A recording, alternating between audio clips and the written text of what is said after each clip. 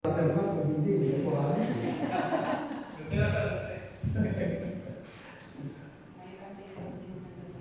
Special request.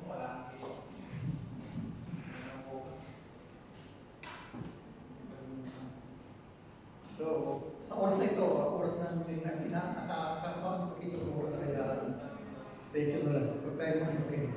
Kung hindi natin maramdaman ang pagmamahal ng Diyos sa atin. Kaya huwag tayong patuloy lang. Amen! Matayo na natin. Okay. Ang ating text sa hapon nito, mga kapatid, ay matatagpuan sa Ephesians chapter 3, 17 to 18. Sa New International Version sinasabi, so that Christ may dwell in your hearts through faith and pray that you bring the openness of this in love. May your power together with all the Lord's all people to grasp how wide and long and high and deep is the love of Christ.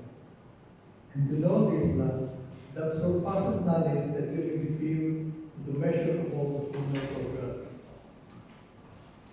Tuloy ko ba ito? Marami pa. Marami na umaga. So, ikaw na yan. Pastor. Tuloy ko, kanina umaga pa. Kanina umaga pa yata ito eh. Pero nung pagpasok ko, nakita ko ng dito eh. Sa Tagalog version natin, naway manatili si Kristo sa inyong mga puso sa pamamagitan ng inyong pananalig. Dalangin ko ang pag-ibig ng magiging ugat at pundasyon sa lahat ng inyong gawain upang inyong lubusang unawaan kasama ng mga hiniran ng Diyos. Kung gaano kalawak, kahaba, kataas at kalaliman ng kanyang pag-ibig, naway unawaan ninyo ang pag-ibig ni Kristo na hindi kaya mabutin ang pag-iisip at sa gayon mapuspusin ang katangian ng Diyos. So, ang title ng ating text sa hapon ito mga kapatid is the greatness of God's love. Thank you.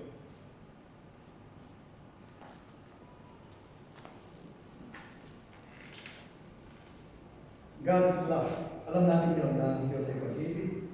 His love is so great and it cannot be fully comprehended. So, yung pag-ibig ng Diyos sa ating mga kapatid, ewan ko kung mayroon nakakaunawa, nakakaintindi, kung gaano katakila ang pagmamahal ng Diyos sa buhay ng bawat isa sa atin. Dahil kung i-compare natin ang pagmamahal ng Diyos sa atin, ang agwat ng lupa at langit, kung ibatin na lang yung lupa sa langit, hindi natin kayang sukatin kung gaano katakila ang pagmamahal ng Diyos sa buhay ng bawat isa sa atin. But, we can only imagine the greatness of God. Sa imagination natin, na dito natin nakikita kung gaano katakila ang pagmamahal ng Diyos sa atin. Dahil kung titingnan natin kung gaano kalayo ang silangan sa kanluran, ganun din nangyari nalis sa atin ang mga kasalanan natin. Ganon kahawag ang pagmamahal ng Diyos sa atin sa may takot sa Kanya. Kasi doon mo makikita kung gaano kadakila ang pagmamahal ng Diyos sa atin. Pero kunti pa lang doon sa natin sa talakay natin ngayon. Mamaya, itignan natin kung ano ang mga comparison, kung gaano kadakila ang pagmamahal ng Diyos sa atin. So bago tayo patuloy sa ating mensahe, pinalangin muna tayo. Nakilawan na sa langit, muli na nagpuwi ako sa salamat sa iyong pagtihan, kung iyong kasap ng Diyos at tapat mo sa pagkila, Diyos na Espiritu, Diyos na may kontrol sa lahat ng bagay. Panginoon, maraming salamat muli sa araw na ito, pinitin mo kami upang sabayin sa Espiritu at katuhanan. Maraming salamat sa Born Again Experience, mga self-prayers, may sala sa kaligtasan. Tunay ng kaligtasan, hindi kami karapat dapat, ngunit kami nagpupunan ng salamat sa iyo.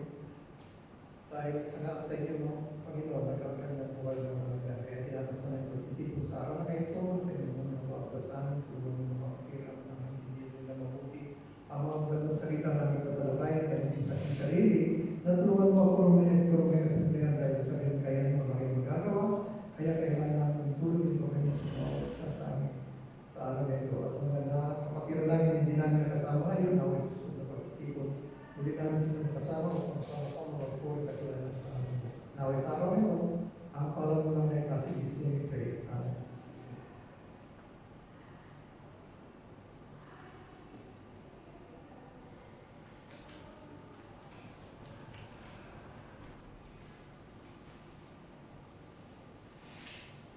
Okay. Mga kapatid, tuloy natin. How can we compare the greatness of God's love? Kung i-compare natin ang pagmamahal ng Diyos sa atin, kung gaano kadakila ang pagmamahal niya sa atin, sabi dito is, love is like the mountains. So, kung tingnan natin ang mountains, sabi na dito na napakataas ang mga mundo, pero ang pagmamahal ng Diyos sa atin ay mas mataas pa sa mga mataas na mundo, mga kapatid. Doon natin imagine kung gaano kadakila ang pagmamahal ng Diyos sa atin. Tatanungin ko kayo, ano ba ang pinakamataas na bundok sa buong daigdig? Everest. Talaga magagaling lahat ng church. Ano nilang sagutin eh? Mount Everest ang pinakamataas na bundok sa buong mundo. Pero nung last week, narinig ko sa YouTube na ang Mount Everest ay unti-unti nang bumabagsak dahil sa climate change. Pero ganun pa man siya, may ang pinamataas na bundok sa buong daigdig. Kung i-compare natin, napakataas na yun. Dahil ewan ko kung ilang meters, si level, dito lang si level. Pero ito talaga ang pinapamataas na mundo sa lahat ng mundo. Kung titignan natin, napakadakila talaga ang pagmamahal ng Diyos sa atin. Kaya, wala tayong masasabi kung gaano kadakila ang pagmamahal ng Diyos sa atin.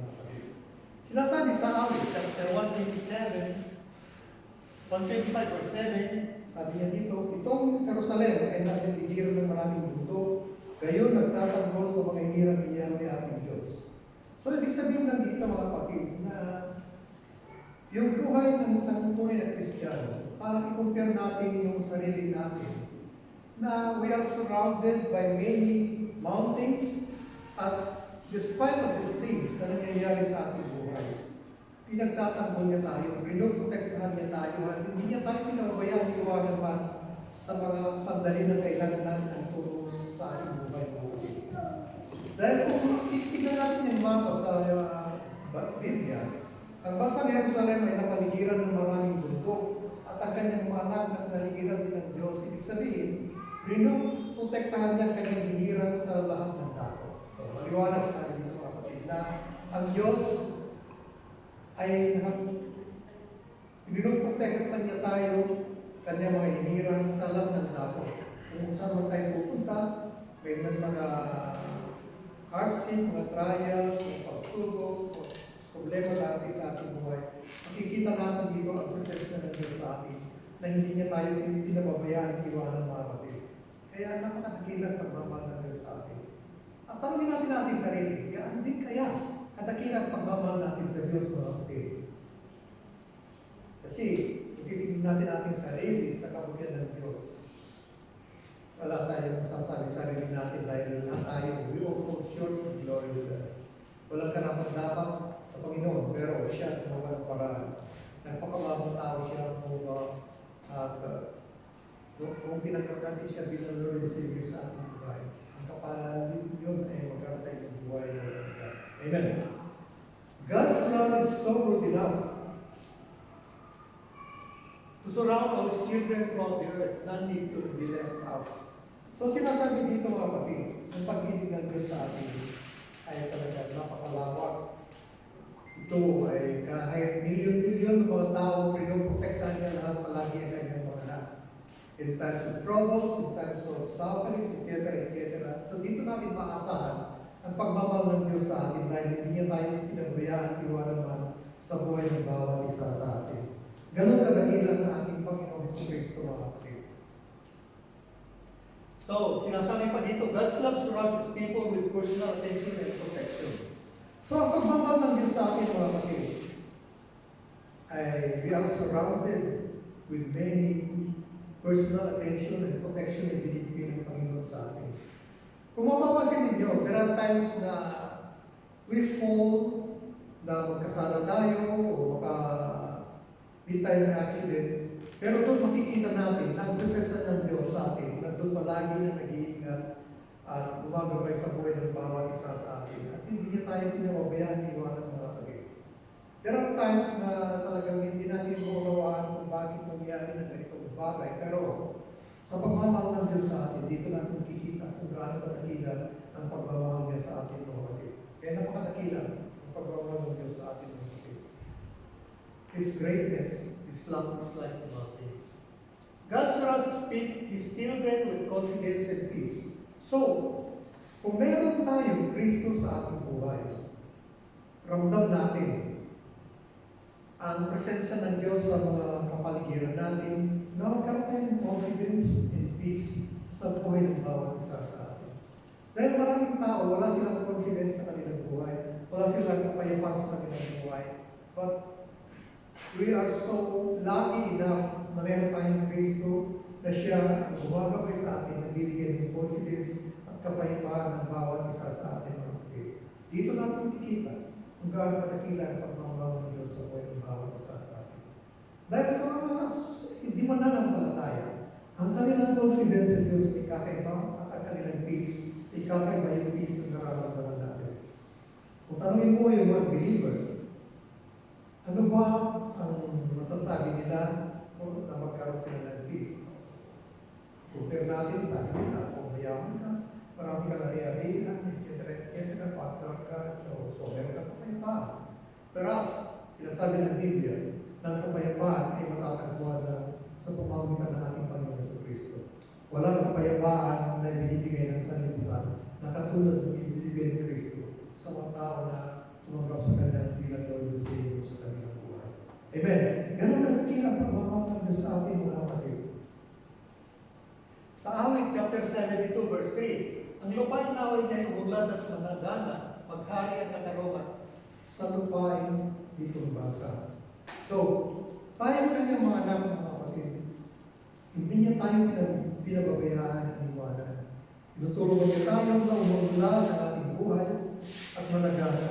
Hindi na in the sense na maging military tayo. So, ang mga pangailan natin sa buhay, ang Panginoon, faithful siya na ibigay lahat ang mga pangailan natin para almedo umulat naman yung kalagayan natin, managana sa mga bagay na personal na makikita natin dito sa mundo, at maghari ng katarungan sa lupain ng bansa. Dahil dito natin makikita kung gaano kadakila ang pagmamahal ng Diyos sa buhay ng bawat isa sa atin, na love is like the mountains. Tingnan mo na, kanina sabi ni Sister ko nagbigay kami, puro bundok naman, sabi niya. So, may matataas na bundok, may maliliit na bundok. Pero yung bundok na ito signifies kung gaano kadakila ang pagmamahal ng Diyos sa ating mga kapatid. May mga bundok na kalbo, may mga bundok na maraming puno, etc. So, kung titignan natin sa history na yun sa YouTube, so, maraming bundok bumubuha na dahil sa climate change, maraming bumabagsak, maraming landslide. So, talaga naman dahil sa climate change. So, tayo naman ang may kasalanan kung bakit nangyayari ang climate change dahil hindi natin kaya pinalagaan ang nature natin mga kapatid. Pero, as days goes by, dito natin makikita na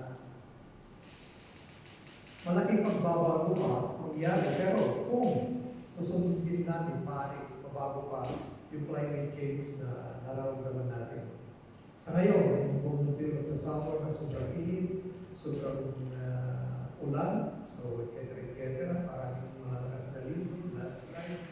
So, lahat ito ay kagawa ng climate change. Pero, ang Panginoon hindi na tayo pabayaan niwala. Basta magtiwala tayo sa Kanya, siya na makamtan natin, na umulan ang buhay natin, malagaan ang buhay natin, dahil sa paglilingkod natin sa ating Panginoon Yesu Cristo. At hindi na tayo pabayaan niwala ng mga kapatid.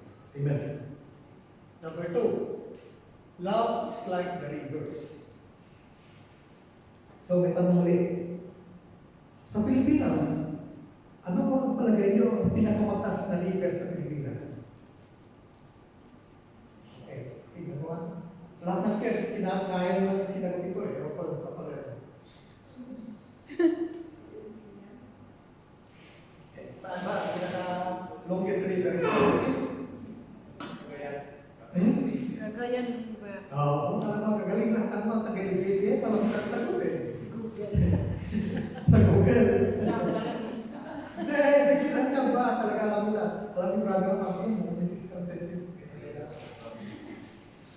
Dahil ang Cagayan River kasi, magsimula sa Ecija, Vizcaya, Isabela, Cagayan, hanggang doon sa dagat na. So, ilang provinces na yun? Mahaba.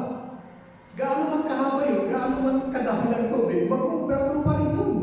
Talaga sa napakalaking river ito, mga kapatid. Kaya, ang pagmamahal ng Diyos sa atin ay sobra-sobra ang pagmamahal niya sa atin. Ganun kahaba ang pagmamahal niya sa atin. Many times now, na nagdurusa tayo dahil sa kasalanan na gawa natin. Pero, ito ang alalahanin natin, ang Panginoon, mga kapatid. Hindi na tayo aware, iwanan tayo, ang kanyang pagmamahal sa atin. His love is like the rivers. Amen. Sa John 7:38, ewan ko lang sa note kung alam na ito, pero wala ng taga-sul. Alam nila ang answer ito na kagaya na river, na pinagamatas na river sa Pilipinas. Pati yung highest mountain, alam din nila eh. Ewan ko sa susunod kung kaya pang sagutin. Marami pa. Sa John 7:38, ang sumampalataya sa akin ayon sa sinasabi ng kasulatan, mula sa kanyang puso ay dadaloy ng tubig na nagbibigay buhay. So, ang Cagayan River, mga kapatid,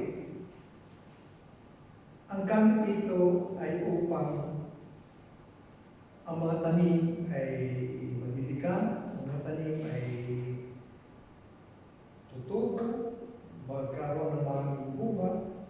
Kaya, kung i-compare naman natin yung pananampalataya natin sa ating Panginoon Kristo, lahat na sumampalataya sa Kanya ay mula sa Kanyang puso ay dadaloy ng tubig na nagbibigay buhay. Kaya si Kristo, mga kapatid, siya ang source ng river of life sa buhay ng isang tunay na mananampalataya. Kung wala si Kristo, wala tayong river of life, mga kapatid. Kaya mapalad tayo kahit ganito na yung level natin dito sa road. Pero proud tayo, ang tawag ng Diyos. Dito natin maramdaman ang pagdaloy ng tubig, yung biyaya na ibigay ng Diyos sa buhay ng bawat isa sa atin. So, ang daigdig na ginagalawan natin ay tulad ng disyerto. So, ano ibig sabihin? So, maraming problema. Hindi na naman ang makikita natin dito sa mundo, matubig, tubig, etc. So, disyerto ibig sabihin, walang kahoy ito ng disyerto. Kunti lang na bubuhay dito, pero ang Panginoon ay pinangalagaan niya, katulad din sa ating buhay. Marami ng problema, pero ang Panginoon nandun pa rin. Tumutulong sa atin, sa daigdig na ginagalawan natin, at tulad ng isang disyerto. Kung i-apply natin ang ating spiritual na kalagayan, walang buhay spiritual, tigang na tigang, para magkaroon ng buhay, kailangan natin ng tubig. So, ibig sabihin dito, mga kapatid, yung buhay natin bilang isang Kristiyano, ay hindi lang dry ang buhay natin, kailangan natin ng tubig sa buhay ng bawat isa sa atin para lumago ang ating pananampalataya sa ating Panginoon Kristo. Ang mga tubig na ito ay nagbubuhat sa mga alagad ni Kristo o sa kanyang iglesia. Dahil ang Diyos, hindi sapat ang kapag lamang na ibibigay niya sa kanyang alagad. Kailangan ay ang mabatis para lumago ang bawat isa sa ating spiritual na kalagayan. Amen?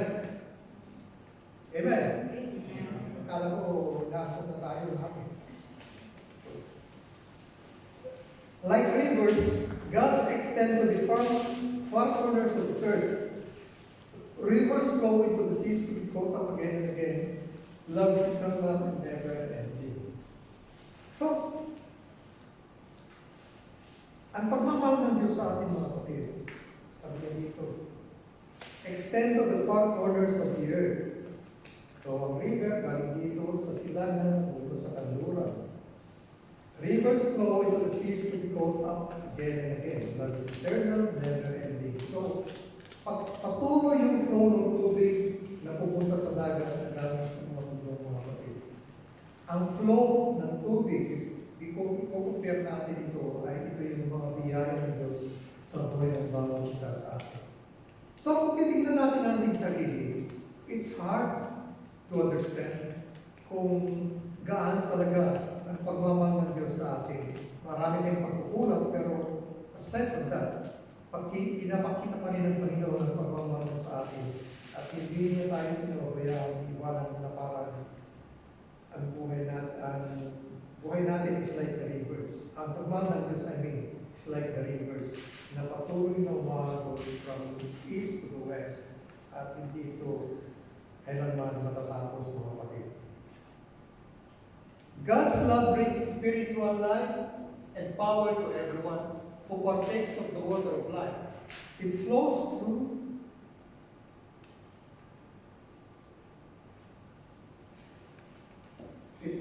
It flows from his children to satisfy those hunger and thirst of their righteousness. So sabi na dito, ang pagmamahal ng Diyos sa atin, it brings spiritual life and power to everyone who partakes in the river of life. It flows through his children to satisfy those hunger and thirst of their righteousness. Kaya, kung titignan natin, mahirap natin unawain ang katakilan ng pag-ibig ng Diyos sa ating mga kapatid. Dito natin makikita kung gaano katakila ang pagmamahal niya sa atin. God's love guides and directs in this life. The next life will lead to the river of life, proceeding out of the throne of God and of the Lamb.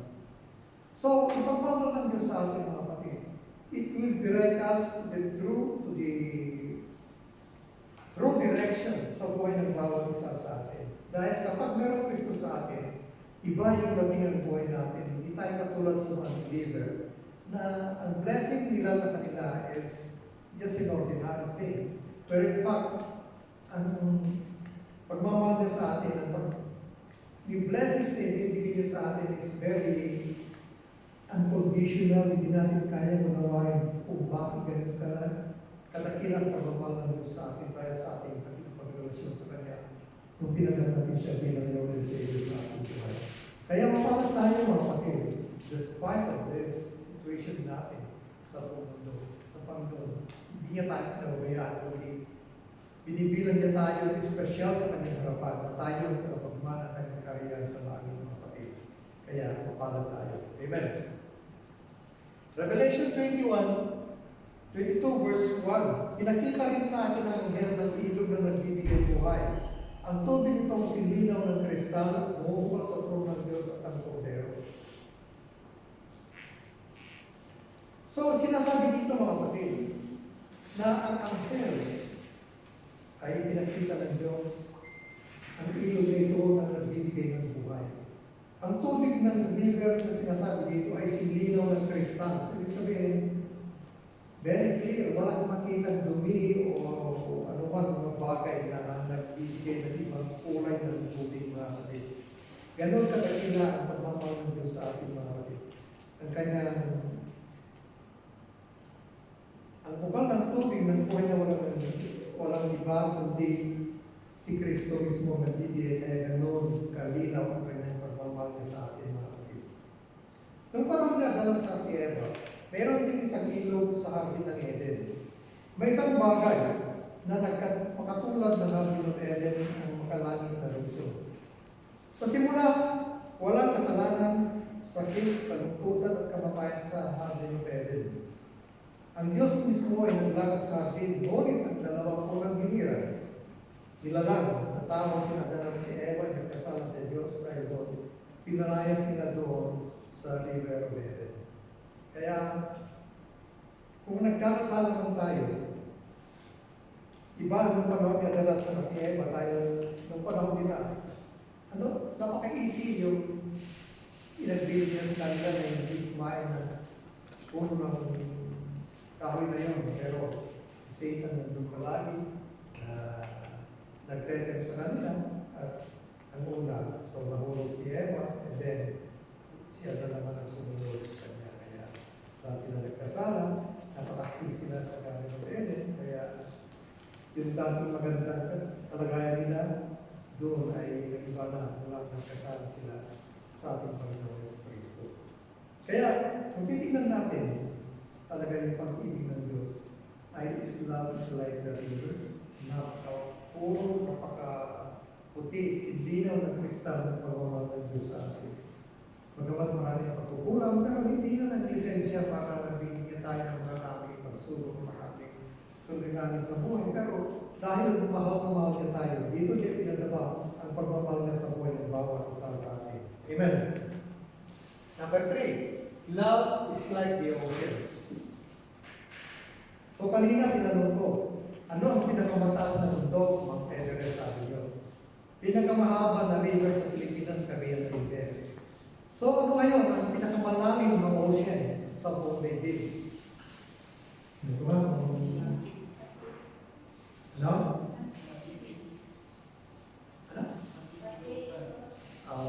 Ganito yun, no?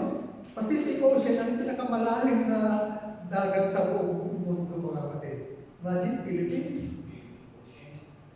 Philippine Deep ang tawag nila doon. Baka kayo, Philippine Deep, Philippine Ocean, etc.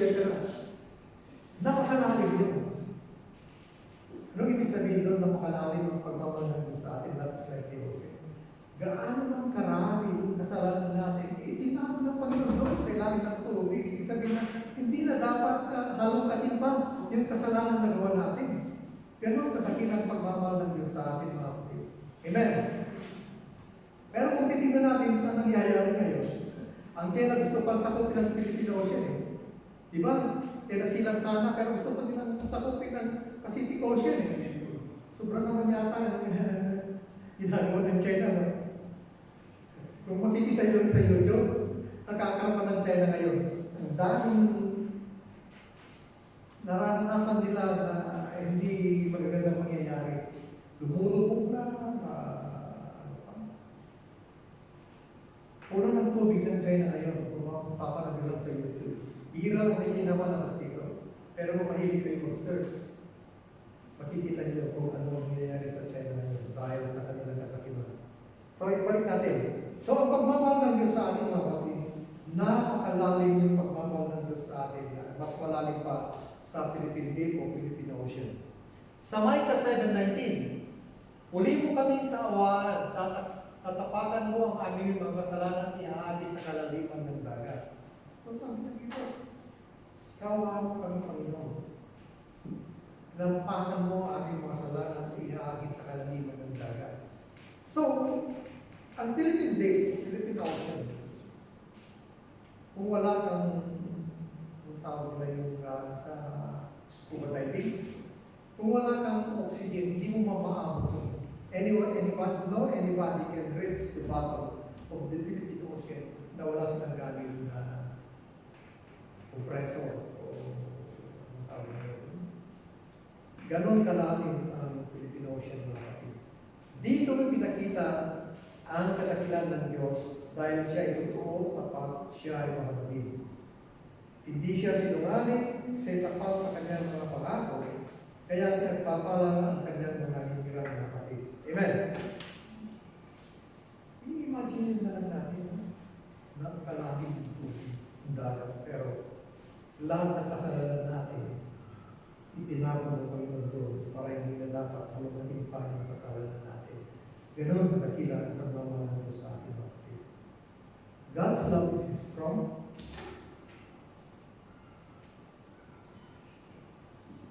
God's love is strong, trustworthy, and dependable, and vast and deep as the ocean. So, ang pagmamahal ng Diyos sa atin, napakalakas, mga kapatid. Napaka-trustworthy, mapagkatiwalaan, at dependable, maasahan, as vast as deep as the ocean. Kung gaano kalalim ang ocean na yun, gano'n kalalim ang pagmamahal ng Diyos sa buhay ng bawat isa sa atin. Sinners who repent and accept Christ by faith are forgiven. Kaya, nagkatawang-tawang natin Panginoon sa Kristo na kung sino man gusto manampalataya sa Kanya, ay magkaroon ng buhay na walang hanggan. Hindi nagkatawang-tawang natin Panginoon upang iligtas ang mga matutuwid, kundi nagkatawang-tawang siya para iligtas lahat ng makasalanan na katulad ng bawat isa sa atin. Kung mag-repent ka sa iyong kasalanan, tanggapin mo si Kristo bilang Lord and Savior. So, ibig sabihin na our faith, our sins are forgiven. Ganon katakila ang pagmamahal ng Diyos sa ating mga kapatid.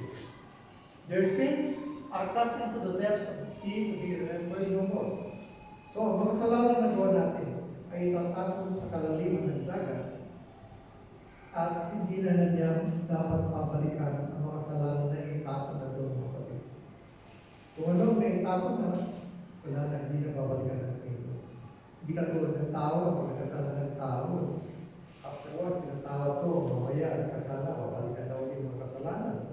Hindi ganun ang Diyos, mga kapatid. Once na pinatawag na tayo, wala na tayong dapat katatakutan na.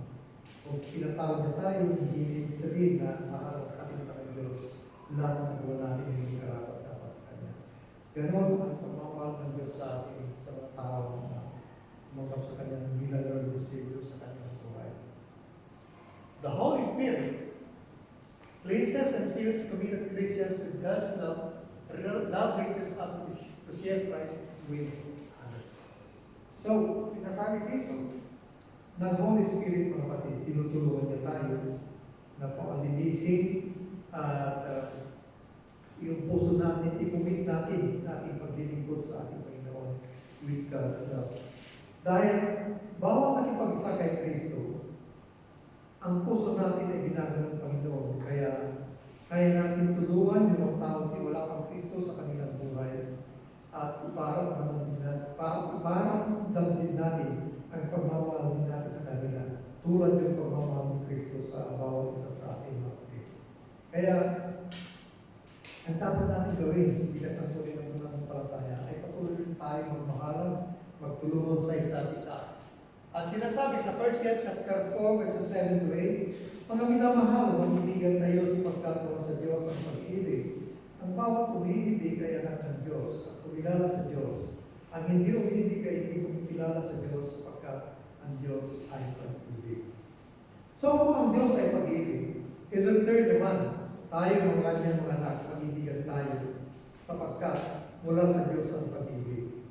Hindi nagmumula sa atin ang pag-ibig, kundi ang Diyos mismo pinagmula ng pag-ibig na dapat iparamdam din natin sa kapwa natin, tao, believer man o hindi, para sa puntong ito, makilala din sila, tanggapin na si Kristo bilang Lord and Savior sa kanilang buhay. Dahil ang mga taong umiibig ay anak ng Diyos. Samantala, yung mga taong umiibig at hindi kumikilala sa Diyos, ang Diyos ay napupot sa kanila. So, anong side gusto nyo? Napupot ba sa Diyos sa atin o kinahangan niya ang bawat isa sa atin? So, dapat magmahalan tayo sa isa't isa, mga kapatid. Pakita natin ang tunay na pagmamahal natin sa kapwa natin pananampalataya. Ang Diyos ay pag-ibig, hindi sinabi ni Juan na ang Diyos ay umiibig. So, maalala ko sa Pilipinas, kapag uwi ka, sasakay ka ng jeep, ang dami mong kikita doon na speaker o yung mga Bible verses na nagsasabi. And mostly makikita natin diyan is John 3:16. For God so loved the world, He gave His only begotten Son, that whoever believes in Him will not perish but have eternal life. So, mga kapatid, ang pagmamahal ng Diyos sa ating mga talaga ay napakakakita, hindi natin kaya nagawa. Pero, as in response sa pagmamahal niya sa atin, dapat din ibigin natin ang Diyos, ibigin natin ang kapwa natin, ang kapatid natin sa pananampalataya. Hindi niya sinabi na awayin mo ang Diyos, awayin mo ang kapatiran, etc. Kundi ang kanyang bilin sa atin ay mahalin mo ang Diyos katulad ng pagmamahalin mo sa inyong kapwa. So, ang pag-ibig na sinasabi dito, mga kapatid, ay napakatakila talaga. Kung titignan natin, ang pag-ibig yan ay hindi natin kayang gawaan kung gaano katakila ang pagmamahal ng Diyos sa atin, mga kapatid. Kung gaano kalaki ang pag-ibig na binigay ng Diyos sa atin, ganon din kalaki ang pag-ibig dapat umagos mula sa atin. Amen? So, ibig sabihin, kung we are a recipient of love, dapat ilabas natin, iparamdam natin ang pagmamahal natin sa kapwa natin. Hindi lang yung sarili natin ang recipient sa pagmamahal na yun, dapat makita sa tuwing ng bawat isa sa atin kung gaano kalakila ang pagmamahal ng Diyos sa tuwing ng bawat isa sa atin. Amen? Ang pag-ibig ng Diyos ay katulad ng tubig ng isang tubo. So, ibig sabihin dito, mga kapatid, ang pag-ibig ng Diyos ay katulad ng tubig ng tubo. Kung ang tubo ay barado, walang tubig na matatanggap sa ibang parte galing sa taas, mga kapatid. Dapat alisin natin lahat ng mga barado na yun para sa ganun, ay maganda ang flow ng tubig na dadaloy mula sa taas hanggang sa baba upang mabahagian lahat ang mga nangangailangan ng tubig sa pamamagitan ng tubig ito, mga kapatid. So, tingnan natin dito, tayo mga Kristiyano, tayo parang mga tubo, mga kapatid, na pinagdaraanan ng pag-ibig ng Diyos sa atin. Kung para tayong tubo, dapat ilabas din natin para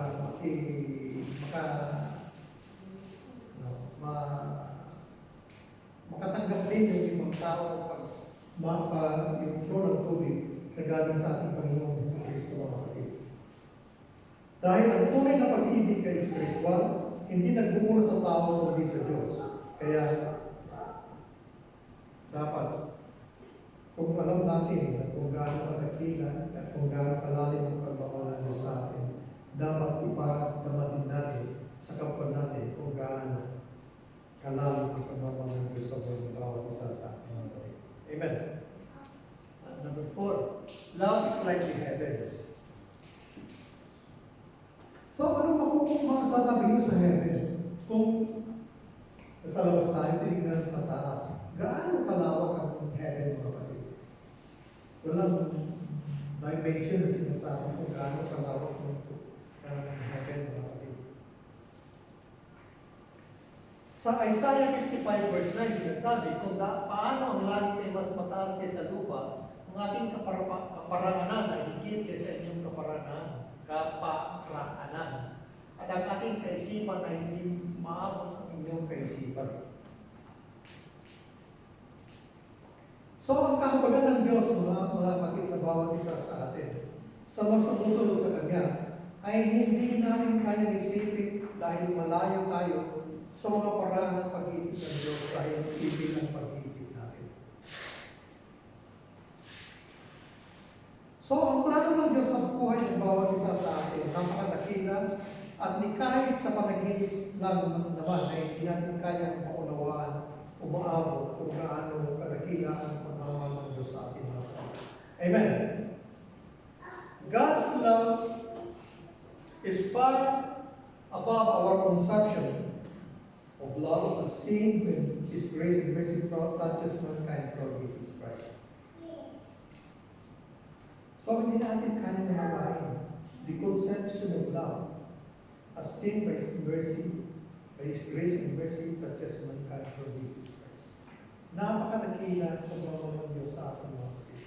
Dahil wala tayong masabi sa pagmamahal ng Diyos sa atin, sa lahat na nagtiwala sa Kanya, sa lahat na tumanggap sa Kanya bilang Lord and Savior sa kanilang buhay.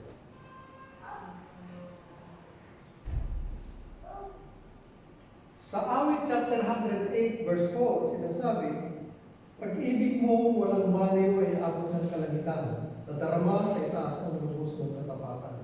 So ito yung ginamit natin, sa mga ginamit natin sa Christian worship, ang dakilang pag-ibig ng Diyos at katapatan sa atin.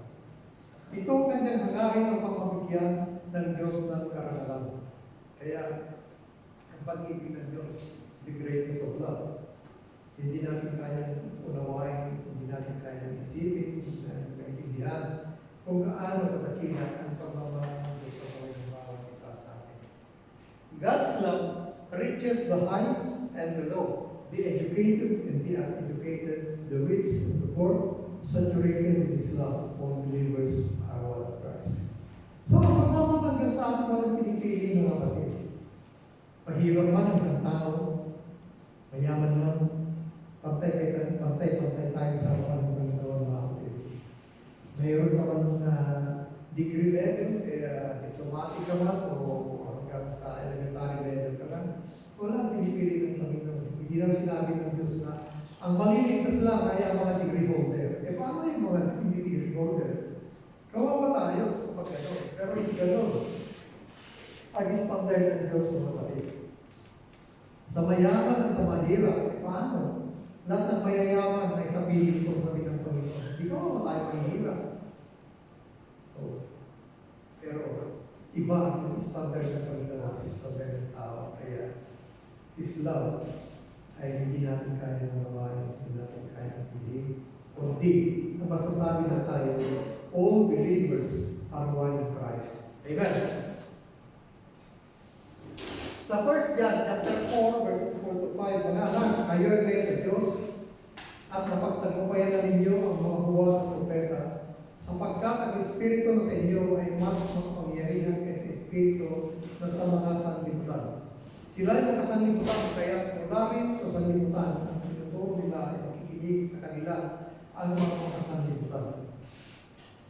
So tayo mga Kristiyano, mga kapatid, tayo na sa Diyos ay napagtagumpayan natin ang mga bulang Espiritu o yung Antikristo na sinasabi. Ang Antikristo na sinasabi dito na maghari sa word of judgment na tawag ni Jesus na prinsipe ng sanlibutan. Walang iba kundi si Satan. Mas dakila si Jesus kay Satan at sa lahat ng masasama ng Espiritu. Huwag natin kayang sabihin, kailan sabihin na kakaunti lang tayo at napakahina tayo. Hindi katulad ng mga maraming mga sila. Oo, marami kapag tayo. Ngunit, hindi naman mahina ang ating lakas dahil sa panig natin ang buong lakas ng ating Diyos sa buhay ng bawat isa sa ating mga kapatid. Amen.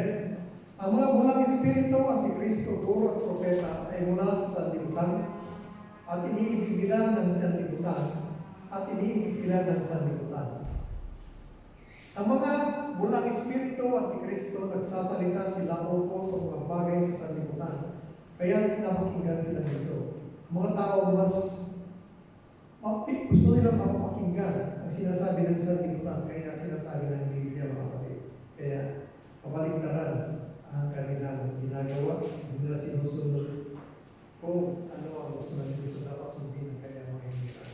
Again, mapalad tayo dahil ano tayo Kristo sa kanilang buhay, sa ating buhay, kaya tinutulungan niya tayo na magiging maayos ang buhay natin at hindi natin sinusunod ng Antikristo na maghahari dito sa libutan. Love will take us children to heaven when the earthly journey has ended. So, ang pagmamahal ng Diyos sa atin, taglay natin. One of these days, kapag matapos na ang journey natin dito sa bawat mundo. Kapag matapos na ang journey natin, mga kapatid, dito sa bawat mundo, there shall be no more sin, no more sorrow, no more suffering, or separation, for the former things are passed away. Sino may gusto na wala ng kasalanan, walang sorrow, walang suffering, mga kapatid? Okay, dapat mamatay ka muna para subukan mo yun. Dahil kung buhay ka pa, parang pumasok pa rin natin yun. Pero someday, somehow, darating yung panahon, hindi natin tayo masubukan lahat ng mga bagay ito dahil the former things shall all pass away. Lahat ng bagay na nakikita dito sa mundo dahil sa kanyang sobrang pagmamahal sa atin, it will help us to reach the journey, earthly journey, at wala lang mga bagay ito, hindi natin mararamdaman sa buhay ng bawat isa sa atin. Sa Revelation chapter 21 verse 4.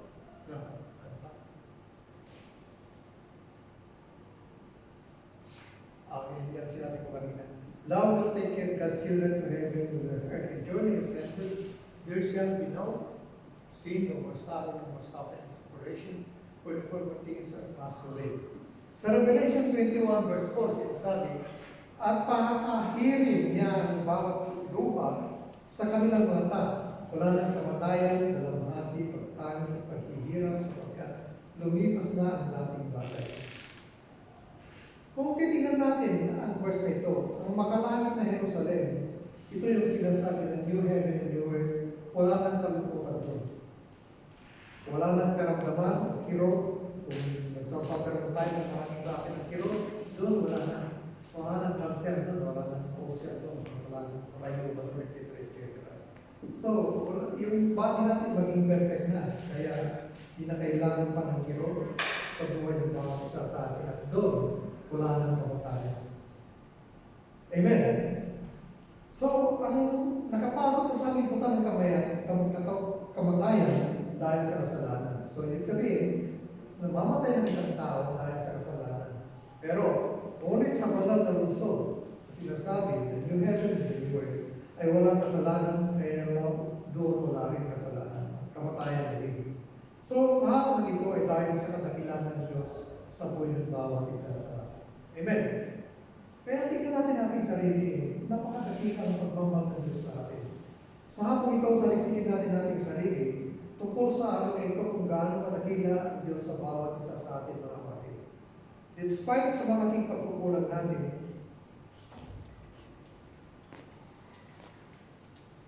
dapat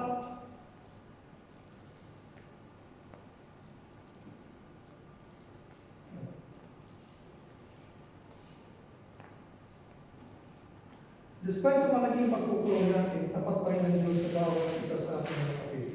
At tanongin natin ating sarili, ramdam ba natin ang protection ng Diyos sa araw-araw na pagmumuhay natin? Katulad ng mga bundok? Tanungin natin ating sarili, ramdam ba natin ang daloy ng tubig na kagaya ng ilog sa pag-ibig ng Diyos sa atin? Tanungin natin ang ating sarili, ramdam ba natin kung gaano kalalim ang dagat ng ganon din ang pagmamahal niya sa buhay ng bawat isa sa atin?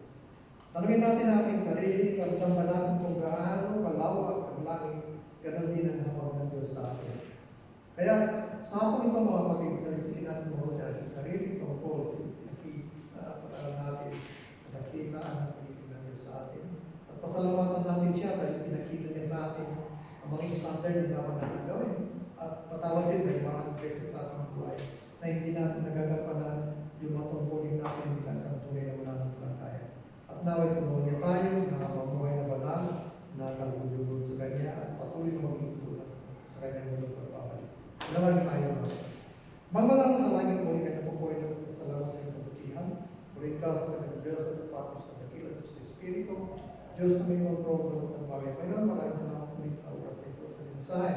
Namin ang pag-aralan tungkol kadakilaan ng pag-ibig ng Diyos sa atin na ikinagpero mo sa mga bagay na aming pag-aralan. That is like the mountain, that is like the river, that is like the ocean, that is like the heaven.